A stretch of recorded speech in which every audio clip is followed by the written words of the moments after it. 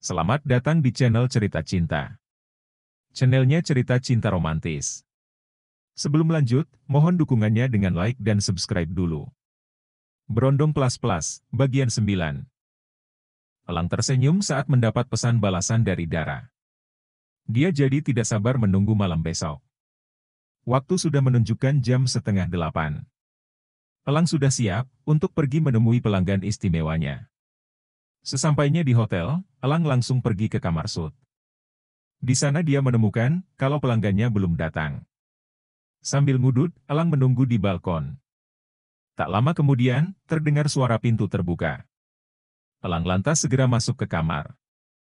Di sana, dia bertemu dengan seorang perempuan berambut pendek setengkuk.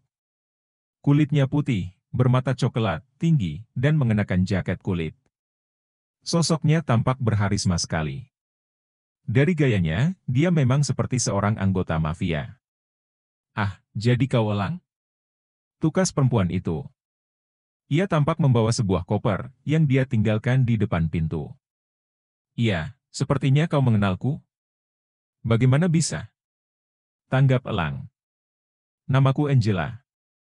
"Mengenai bagaimana aku mengenalmu? Itu karena aku sedang dalam pencarian untuk mencari lelaki yang bisa memuaskanku.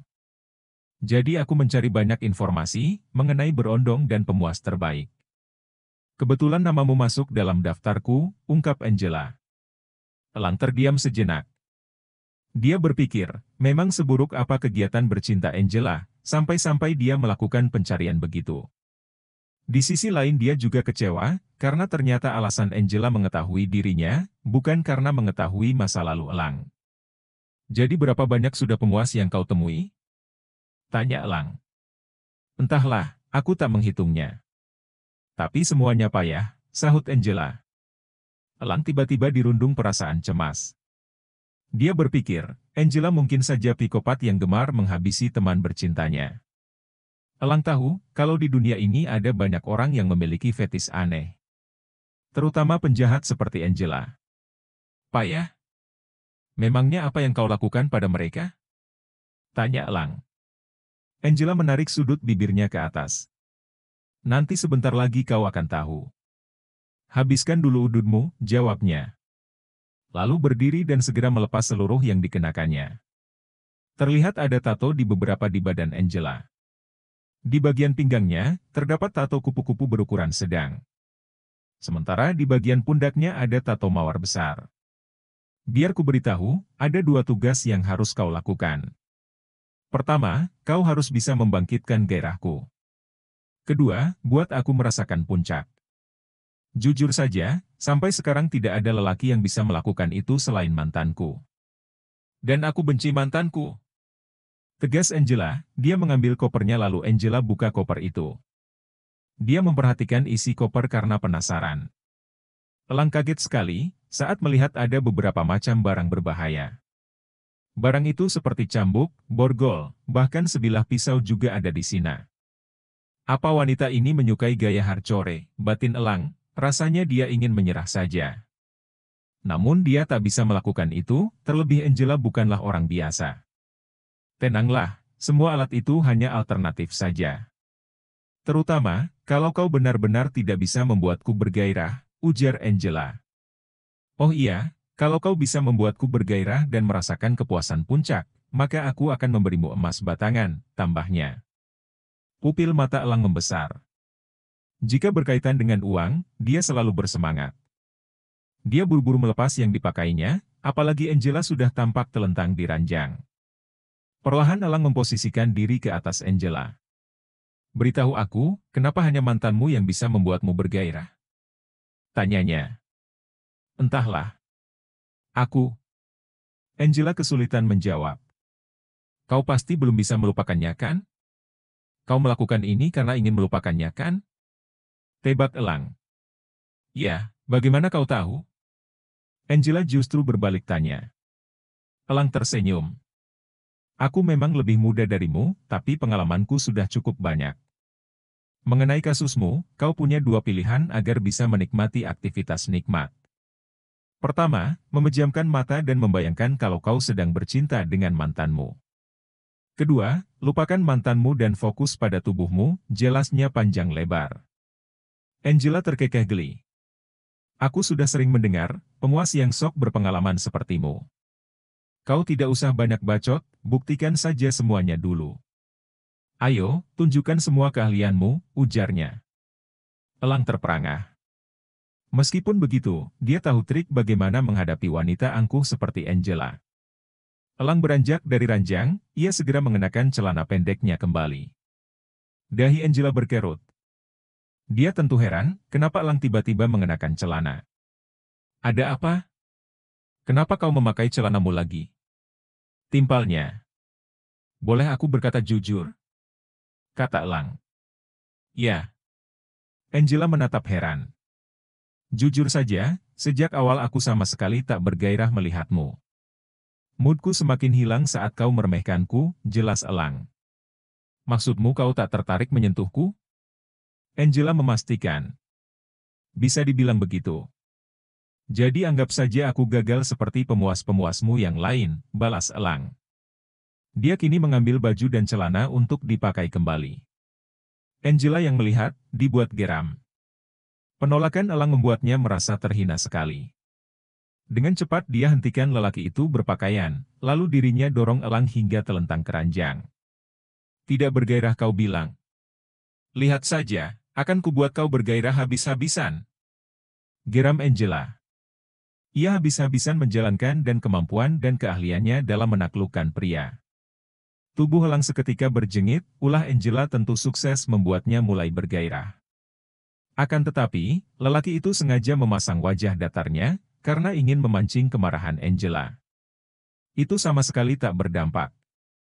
Sekarang aku tahu, kenapa para pemuas yang pernah kau tiduri itu payah.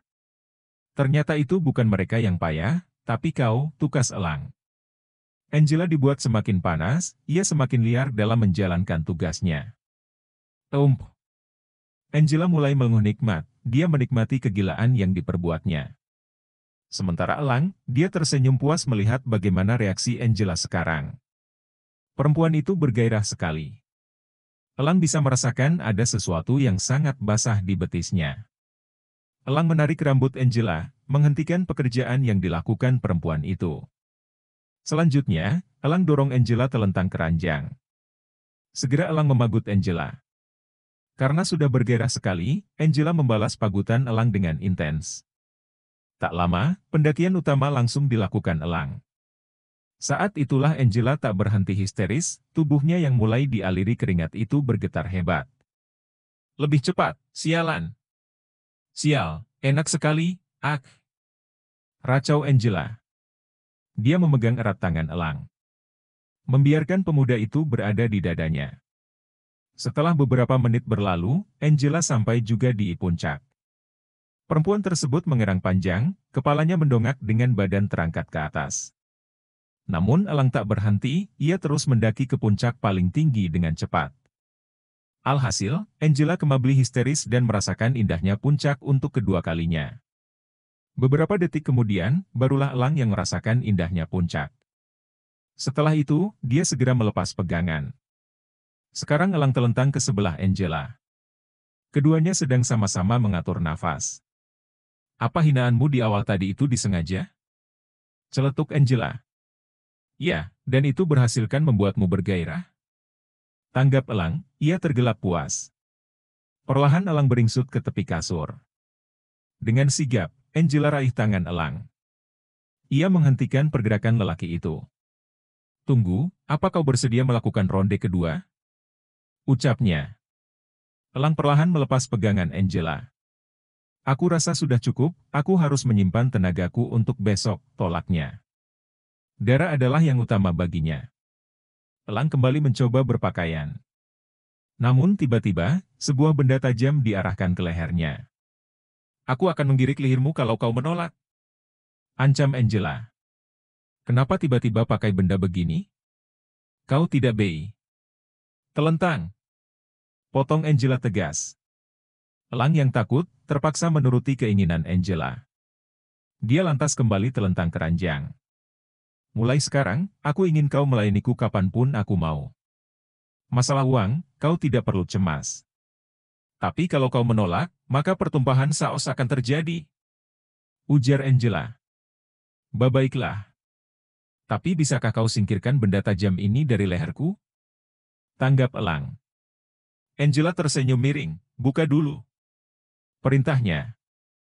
Elang kembali menurut, dia lepas lagi yang dipakainya. Angela beraksi, ia mulai memagut elang. Meskipun begitu, benda itu masih diarahkannya ke leher pemuda itu. Wanita ini benar-benar gila. Aku harus lakukan sesuatu, batin elang dalam hati.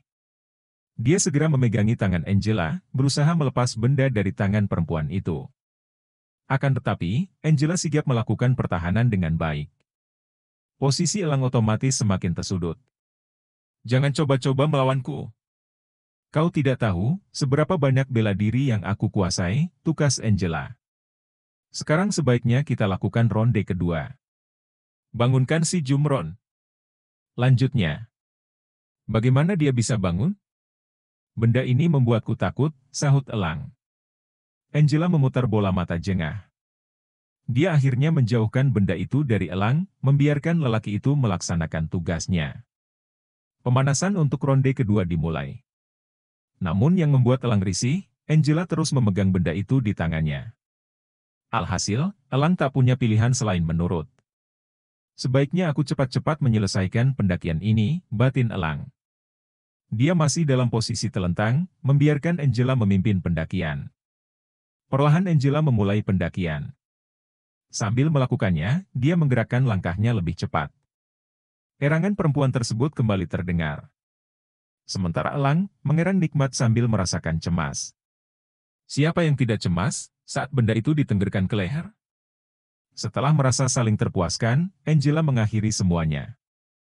Dia yang sejak tadi hanya mendongak ke atas karena keenakan, tak sadar kalau benda itu membuat elang terluka. Elang sendiri tampak sibuk mengontrol nafas. Sepertinya, dia masih tak sadar dengan luka di lehernya. Maafkan aku, El. Aku tak bermaksud membuatmu terluka begini, ungkap Angela sembari berpindah posisi ke sebelah elang. Apa? Terluka? Mata elang membulat, dia langsung memastikan dengan menyentuh lehernya. Benar saja, ada saus di sana. Sial! Apa kau mau menghabisiku? Timpal elang yang ketakutan, dia sentuh seluruh lingkar lehernya dengan baik. Takutnya, lehernya itu sudah putus dari kepala. Ya ampun, kau lebay sekali. Itu hanya luka kecil, ujar Angela santai. Elang tak menjawab apapun. Dia mengambil celana, lalu berlari cepat masuk ke kamar mandi. Menyaksikan elang lari terbirit-birit, Angela tertawa terbahak-bahak. Di kamar mandi, elang langsung bercermin. Dia segera membersihkan luka di lehernya. Dasar wanita gila. Aku nggak bakalan lagi tidur sama dia. Nyesel tadi aku sudah bikin dia bergairah, malah ketiban sial. Gerutu elang yang terus memoles lehernya dengan air. Setelah membersihkan diri sejenak, elang keluar dari kamar mandi. Aku akan pulang. Ucapan elang terpotong. Sebab, dia melihat Angela sudah tak ada. Koper perempuan itu juga telah hilang. Ponsel elang tiba-tiba berdering, dia bergegas mengangkat panggilan telepon dari nomor tak dikenal. Ini aku, Angela, simpan nomorku. Emas batanganmu ada di meja, kata Angela. Elang langsung melirik ke meja. Benar saja, ada satu emas batangan di sana. Oh iya, mulai sekarang. Aku akan mendatangimu kapan saja. Dan kalau aku datang, kau harus melayaniku, tegas Angela. Tapi, elang tak sempat bicara, karena panggilan telepon dimatikan begitu saja. Elang berdecak kesal, dia segera beranjak dari kamar hotel. Sebelum pergi, dirinya tak lupa membawa emas batangan yang ada di meja. Ketika pagi telah tiba, elang pergi ke sekolah seperti biasa. Ia menghela nafasnya saat sudah duduk di bangku. Namun belum lama duduk, bel tiba-tiba berbunyi. Guru menyuruh semua murid berkumpul di lapangan. Ayo, El. Ini kayaknya pemilihan kandidat ketua OSIS. Seru Alia. Apa? Bukannya kemarin udah ya? Tanggap elang. Kau lupa ya? Kemarin itu kan ditunda, sahut Alia. Elang kembali mendengus kasar. Dengan terpaksa, dia menyeret kakinya menuju lapangan.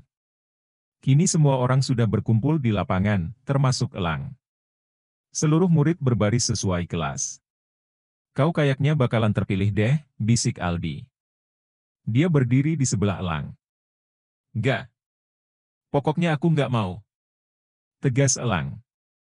Sungguh, dia sebenarnya tak memiliki minat menjadi terlalu menonjol di sekolah. Elang melakukan itu karena harus berjaga-jaga, terutama jika pekerjaan kotornya ketahuan. Terus kalau misalnya benar-benar terpilih, gimana? Tukas Aldi. Elang mendelik. Jangan didoain lah. Geramnya. Tak lama, Pak Anwar selaku penyelenggara OSIS, mulai berbicara di mikrofon. Ia menanyakan nama-nama kandidat OSIS kepada seluruh murid. 2 nama kandidat OSIS telah terpilih. Kedua orang itu adalah Catherine dan Dito, mereka sudah maju ke depan dan berdiri. Sekarang kita akan memilih nama kandidat terakhir, siapa menurut kalian yang cocok? Tanya Pak Anwar, mengajarkan budaya demokrasi pada para muridnya. Elang. Pekik Alia lantang. Mendengar itu, mata Elang membulat. Dia langsung mencengkeram pundak Alia. Al, apa-apaan kau? Timpal Elang. Kenapa? Kau kan emang cocok jadi ketos, El. Pasti nanti makin bersinar, jelas Alia. Kau. Elang. Elang. Elang langsung terdiam, tatkala semua orang menyerukan namanya. Alia dan teman sekelasnya yang lain bahkan ikut mendukung. Suasana itu membuat Elang kebingungan. Dia terpikir ingin kabur saja, alhasil perlahan dirinya melangkah mundur. Bersambung.